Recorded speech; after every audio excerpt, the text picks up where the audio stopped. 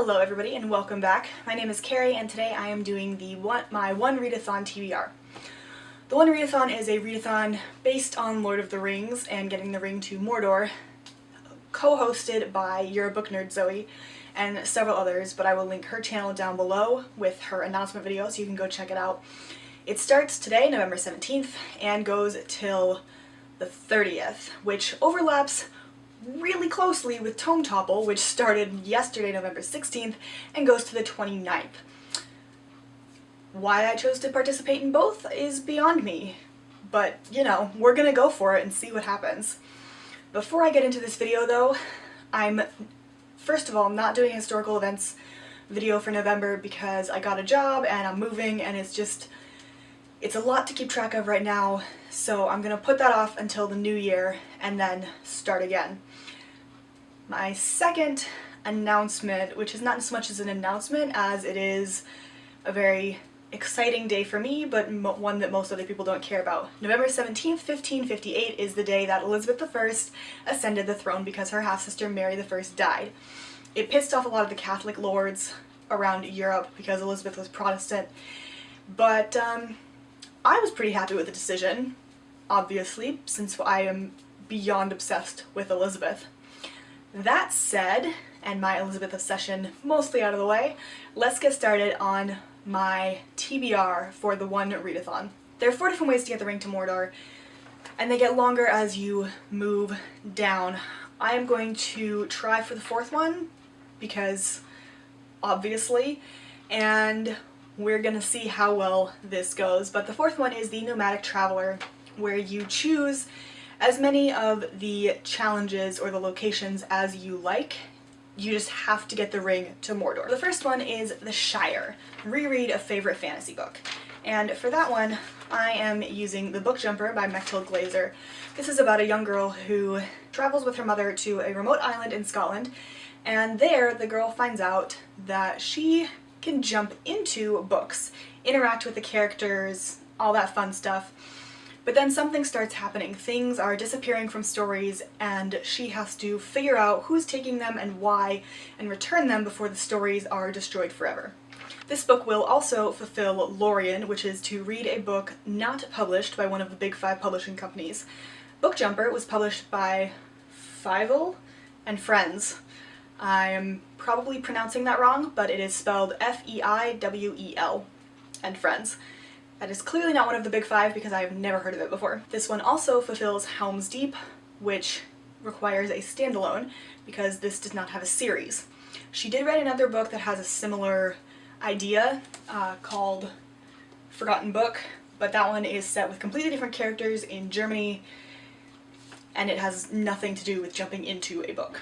Next is Bree, a book that is in a non-European influenced setting, and for this one I'm going with The Tiger's Daughter by K. Arsenal Rivera. This one is set in a Mongolian influenced setting, which I find fascinating and I'm very excited to read it. This one will also fulfill Rivendell, which is to read a book with LGBTQ+ rep, because there is apparently a female-female romance in here, which is exciting. Then we have Fangorn Forest, which is to read a book with magical or supernatural creatures. For this one, and my Elizabeth obsession comes back out, I went with By Slanderous Tongue by Mercedes Lackey. This one is about Elizabeth I, obviously, and fairies. She deals with them in the first book, or an earlier book in the series anyway. She is about 15, and I don't know how— oh, look at that. She is still 15. She's sometimes— okay. So this book takes place during Mary's reign, so Elizabeth is between 20 and 25, takes place between 1553 and 1558, and Elizabeth is a princess. She ends up in the tower for things she didn't do, but Mary is scared, and eventually Mary keels over, as I've mentioned. Anyway, fairies and Elizabeth. This one will also help me with Tome Topple. It's on my TBR because it is almost 700 pages. Then we have Moria, which is to read a grimdark fantasy or a spooky fantasy. I am choosing to interpret grimdark as just something with really dark themes and sort of a dark setting, so I'm going to put The Poppy War in there by R.F. Kuang, which is about a girl who takes a test to get into an elite military school and actually passes and gets in, which is shocking because she is of a lower class. It is also based on the rape of Nanking or Nanjing in China by the Japanese in 1937. It is a fantasy, so obviously it's taking from life, it is not actually what happened, but it is definitely dark. There are trigger warnings galore in this book. Then we have Isengard, which is to read a book with a morally gray character or a villain point of view. And for this one, I'm going with Crooked Kingdom by Leigh Bardugo, because it's been a year since I read Six of Crows, and I really desperately actually need to get to this book just to finish the series. It clearly did not grip me as much as it did everybody else because I never binged it, but I do want to read it and I want to get to the Grisha trilogy as well, so at some point in the next 14 months I will. But anyway, these characters stole something rather important in the first book, and now it's karma coming around in this book. At least that's what I got from the ending of the first book. So none of them are particularly north-pointing moral compasses, which is why I chose this one for Isengard. I also have Rohan, which is to choose a book with a female main character. As you may have noticed, with all of the books that I've mentioned, there is a female main character. Elizabeth I, the young girl in Bookjumper, Tiger's Daughter, it's in the title. So basically pick a book that I've mentioned and it fits Rohan. Number 10 is Gondor. Pick a book with people of color representation. For this one I'm going with either Poppy War or The Tiger's Daughter. If I finish those and want an extra book, haha, I will read City of Brass by S.A. Chakraborty, because this one is set in 18th century Cairo. Obviously there are a fair number of white people I expect there because the Britons are invading the world in the 1700s and also fighting the US, which, again, other story. But I'm excited to read this, so if I finish the rest of the books and get through Tome Topple and, you know, don't collapse, I will get to this one for people of color, Gondor. Penultimately, we have Minas Tirith, which is to read any fantasy.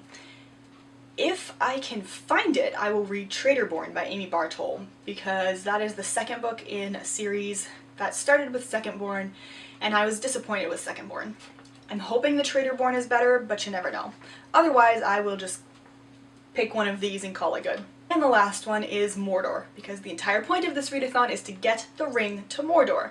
And for Mordor, you just have to read the conclusion of a series. This one I am, again, going with Crooked Kingdom, because it is the second in a duology that I have needed to read for a while. My Tome Topple TBR may change entirely as well, because this is 500 pages, so I might include this in Tome Topple, and we'll just see what happens.